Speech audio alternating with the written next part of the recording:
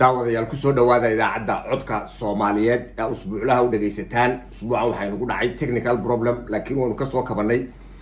waynu ka daba tuuri doonaa maanta waxaynu ka hadlaynaa qodob aad u muhiim ah oo in la kor istaaga ay tahay oo ah bulaacadaha xashiishka ah ee deegaanka magaalada Hargeysa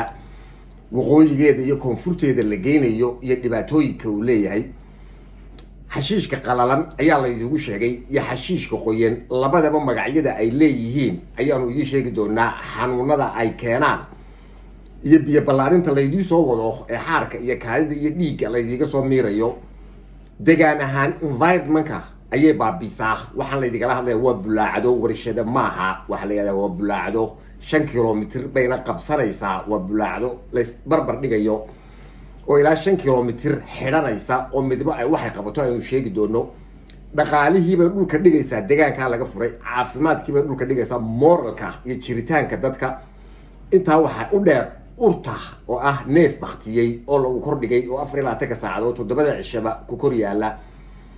adduunyadan horumartayna iyo caalamkana lama dhex dhigo xaafad iyo meel deegaana oo rajo laga damacsiiyay dhulka saxaaraha ah ee aan magaalooyinka aanay ku dhaweyn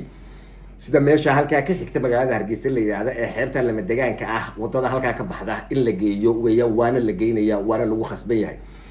xashiishkan qalalan ee la idigala hadlaya waa quraaradihii waa wixii birta ka soo haray waa lafihii waa qanjidhadii waa caagagii waa balastaradii waa bandage-yadii dadka xanuunsanaya lagu duubayay waa irbadaha dadka lagu mudo waa waxa dadka lagu safeeyo ee dhaqaatiirta laga soo ururinayo oo meel gaara caalamka la geeyo intaas oo dhan marka la isu geeyo ee bulaacadaha la sheegayo la idin dhex dhigo waxa u horeysa intan chlorine ba lagu darin ama wax kiimika ba aan lagu darin waxa ka dhex dhalanaya marka waxaasi isku qurmaan sumahan ammonia ay ku dhalanaysa sulfuric ayaa ay ku dhalanaysa phosphoric acid ayaa ay ku dhalanaysa intaasiba caafimaadka bani aadanka way u xun yihiin waana la karkarinaya oo temperature-kooda ayaa kor loo qaadaya oo way u mibaxayaan oo waa qiiq inta aan idin soo sheegay ee sun ila hawada ay galisaan oo idinka iyo caruurtiina ayaa dib u neefsanaya meeshaas waxay noqonaysaa meel ka guuraan ah waxa ka soo uraya waa meel lagu xoolo ku baktiyeen oo neef bakti u dhex yaalo urtaas xoolaha deegaanka ku nool 30 kilomitir dhan walba 30 buu si dhiibaya ilaa halka ugu dambeysay ay degtaan waxaan la idigu keeno shimbiraha ku nool biyaha dhuusinka ku jira ee biyaha intaaba way gaaraysaa taas xashiishka qalalan ee la idiga sheekaynayo ee magac kale la idigu sheegayo warshad maaha waa bulaacado lagu gubayo xashiishka noocaas intaas oo sunina ay ka dhalanayso ka dareeraha ah ee la idiga sheekaynayo waa xaar waa dhiig waa kaadi waa dheecaan waa malax waa bio waste intaas oo la isu wada geeyay waxaana ka dhasha virus iyo bacterial iyo waliba parasite saddexdaas siba way ka dhashaan isku nooca ah ee haddana kala nooca ee cudurrada bini aadanka ku dhaca oo dhankeena biyaha dhulkana intaasiba hoos bay idigu galaysaa inteedii in leeg oo 5 kilomitir oo la xidhay oo bulaacadahaasi ku jira urtii halkan taalay mid laban laabkeediina ay taalo weeye dhiiggii AIDS-ka qabay dhiiggii kansarka qabay dheecaankii kaneecada qabay wax allaale tuberculosis-kii intiiba waa la isugu keenaya waa lagu qurminaya dadka gacanta ku hayana waa garanaysaa ee guryaha iyo xaafadihiina iyo deegaankiina sababta loogu soo dooray inay aad idigu caddahay ayaan u malaynayaa waxaas ayuu Solteco isugu kiin walaaqaya kadibna biyo ayaa la idiga soo miirayaa cabtaan waajibkiina weeyaan nalka la idigu keeno caalamka 22 milyan ayaa eriyada noocaas ee bulaacadaha laga furo sanadkii caalamka u dhinta waxaan anigu idin sheegayna maaha hay'adda caafimaadka adduunka ee WHO waxay ka qortay weeyaan taas ayaa xaafado la soo dhex dhigaya arrintaasi hawada oo dhan ayay bedeshaa waa waxa ay ka qortay hay'adda caafimaadka adduunyadu ee WHO xagga hawada oo ay baabiiso atmospheric emissions iyo xagga dhulka oo liquid effluent ay ku sii dayso taasi waxa weeye khasaare if iyo aakhiraba ah oo dadka deegaanka loo keenay biyo ballaarinta la idin sheegayo iyo waxa xaafadan loogu soo soocay labadan bulaacadood in laga furaana wax macno oo kale maaha waa aqoon daradii hore dadka carab kala ee meesha ku wareegaya waxa walba markii la idigu soo dayay sidan jiirka Yurub loogu tijaabiyo dawooyinka iyo sumaha wixii soo baxaba jiirkii baa noqotay jasiiratul waaqwaaqda dadka meesha marayana ma garanayaan waxa uu leeyahay consequences ka imanaya ee ku soo socda meeshan lagamana dhisayo lamana yeelayo dhuuni qaatayaal uu ka mid yahay ninka la yidhahdo suldaan habaar oo $100 kusoo qaadanaya waxaa soo surax oo ummadooda ku dhacayana cid ka yeelaysa iyo cid maqlaysa toona ma jirto inanka yara Solteko ee carab kala iyo heegada uu hogaaminayana waxaanu leenahay sida hore ugu qaadateen xoolihii wadanku lahaa ee 3 bilyan ee wadanka soo gashay qard toog wajaale iyo qarbarbara iyo agabiile u geyseen ayaa labadana qaadanaysan xeebta lama deegaanka ee Hargeysa xagga ka xigta waqooyiga ayaana la geynayaa dhalinyaradana ka mas'uula mucaaradna idima maqna muxaafadna idima maqna guurtina idima maqna waqti dhalinyarada aan la hadlayo ee deegaanka degan khaasatan kuwa garxajiska iyo arabka deegaanka waxa la korkeenayo waxaan idinka ayaa ka mas'uula crasher baa imika idin kor yaala intaas oo pollution iyo dust soo daaya oo cancer iyo asma ruutiina ka qaaday isagana waa in berito lagu dareeraa waayo sharci baa u leeyahay wax allaale wixii caafimaadkaaga iyo dhaqaalahaaga iyo deegaankaaga wax yeelay sharci caalamiya ayaa u leeyahay guryihiina baa la idinku soo galay dhagax baa la idinku kor burburinaya intaas oo xanuun keenaya lacagtiisana inama yar idinku kor qaadanaya idina afka ayaa kala haysta suuqyada waa in lagu dhaqaaqa ka laga bilaaba horaa kan la idinku dayo kaamarka qaadateen baa labadana la idin soo raraya ma shaqeynayso kaana waa in lagu dhaqaaqa oo meesha laga kaxeeya waxaan idinku socda ee meesha ka socda waa chemical war imika tii u dambeysay hubba la idinku soo weeraray chemical Mareykanka US plantiska waxa lagu guro ayaa ku fashilmay inay safeeyaan ay biyo nadiif ah waxa ka dhex saaraan dadkana caafimaadkiisa ka ilaaliyaan waayo bakteeriyada noocyada meesha ku dhex dhashaa halka ka abuurma iyo parasite ka abuurma qaar kiimikada lagu shubaa ma disho oo qolof ayuu iska saaraa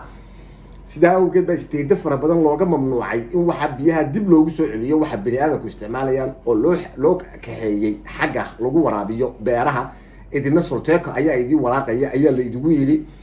nuclear bomb in la idigu dhufto ayaa sidaan idin dhaantay amar si raganimo leh u wada dhimataan in waxan qaadataan oo ay yeeshaan kudaafadahan labadan kudaafadood ee kana xaarka iyo biyaha iyo dhacaanka isku jiray kana lafaha iyo qanjidhada isku jiray ee la idigu soo wado deegaankiina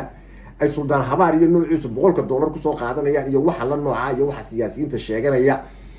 iyo waxa guurtida idin sheeganaya ee cawashooda u shaqaystayaasha dhamaantood dhalinyarada idinka ayaa ka mas'uula oo iska kor qaadaya way waxa qaadi kartaan bakani maaha waa dagaalkii u dambeeyay ee la idigu soo qaaday sida jiirka cudurrada laga qaado ee aan dadka ka baxaynay 24 saacadood hayn doona waxa kamida daacuunka kamida asmada kamida kansarka kamida xusuusta oo qofka ka lunta ayaa kamida uu magaciisa ilaawo gastric caloosha ku dhaca kamida cagaarshowga cudurka la yiraahdo ama hepatitis A ayaa kamida oo joogta kanaaca kamida sumowba kamida indhalaan ayaa kamida cuncun ayaa kamida appetite-ka oo caruurtiin waxba cun weyda kamida ur joogta oo id haysata kamida dabayshu inta caalamka ay ka dhacayso inay wada gaarsiiso ayaa kamida wax cilmi iyo aqli toona lagu saleeyay ma waa wax cadaawad ah oo meeshan la soo dhigay inta laga ilaaliyay dhammaan wixii horumar ahaa intan la idigu soo daro oo chemical ay dhex dhigo waxaanu dileeday idima qabato dhalinyarada iyo acyaanta la hadlayno anagu dadkan u shaqeeya nooca yihiinba halkan idin soo gaarsiiyay maanta aad joogtaan inaad noqotaan jiirkii sunta lagu tijaabinayay ee caalamka urtaa neefka baktidaya ee meesha la dhex dhigaya waxay keenaysaa dhammaan dhaqaalaha iyo deegaankaasi inuu ka guuris noqdo oo lagu kala dhaqaaqo cid wax ku kala iibsataa la waayo 20 kilomitir oo dhan walba ay dabayshu u qaadi doonto urtiisa oo laga carari doono sidii harag meesha lagu magdinayo oo isu bedeli doono 100 sanadood ee soo socda 1000 sanadood ee soo socda noloshiini weeye waxa maanta laga hadlayaa ee la idii aasaya bomkan la idii aasaya ordo borame oo waliba ka la geenin buurta Simoori soo eega waxa ku dhacay ay dhammaan wixii ay seed ay ku qodayeen dhulkan ay ku baarinayeen banaanka dadka loogu soo shubay dhulkii oo qalalay xoolihii oo guray dumarkii oo dhicinaya raggii oo kansar kaga wada dhacay hoosta taas oo lixlaaban weeye arrinta la idin soo wadaa maanta aan idin soo gunaanado ummadda meeshan ku jirta ee hurda waxaan ugu leeyahay dhalinyarada la soo dhaqaaqo hana laga bilaabo crasherkan ee reportka yaala ee intan ee pollution ee sun ah xaafadan ku haya ee caruurtu lacagta ay ku korkuranayso dadka macna darrada ah ee suuqa afka kala haya maaha waxan wax la sugo kana hore la idigu eegay kanina uu ku xigaa suldaan habaar iyo noociisa haddii aad sugtaan dadka $100 qaadanaya iyo Solteko dadkan carab kala ee cadaawaha ee meesha fadhiya aw barkhadle biyihiisa weeye imka waxa la sumaynayaa kii xunba weyna waa la diga xiray kana waa la soo sumaynayaa halkana tii kala la diga dhigaya deegaankiina oo dhan ayaa ka guuraan noqonaya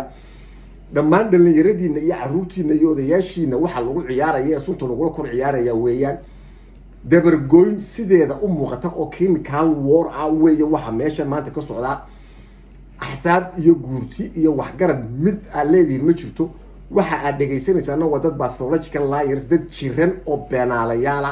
oo aan istaraatiijiyad lahayn oo aan aqoon lahayn ee waxooda ay tahay cadaawad iyo ummadda halkan joogtay siday u dabargoyn lahaayeen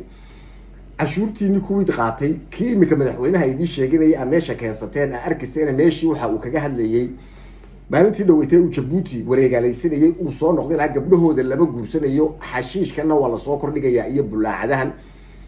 dadka meeshan xigmadda ay idii hayaan waa dadkii lahaa nin baa isagoo aabihii la marinaya garamayna anagu wax laba noo qaaqaawan oo isdhalay isbarbar dhigay intay saabuuni ka dhacday ka siibatay iyo xiliyihii aabihii qabsaday hadduu hooyadii la marin lahaana halkuu qabsan lahaa aqoonta aad dhex joogtaan iyo xigmadda iyo waxa meesha maraya waanu ka adkaanay naagahoodu way guur beeleen imikana bulaacada laga qodayaa weeye arrinta maanta taala xaqiiqada erey walba nuqad cala alxuruuf marka la kordhigo dhalinyarada ay ka soo kaca waayo ceelaydiima qodna cidina idiima maqna waxana wax la sahashada maaha si joogta ah baana barnaamij kasta oo aan duubayo aan idinku dari doonaa umul ha noqonina ilowshiyo dhowaaba la yidhi ma umulba haddaa ka aamustaan sidaas ayaa la idigu keenayaa ay dadka habaaran ee habaarada salaadiinta sheeganaya ee tuugta ay hor socdaan ha lagana bilaabo ka karaasharka waa mahadsantihiin nooli kulanteen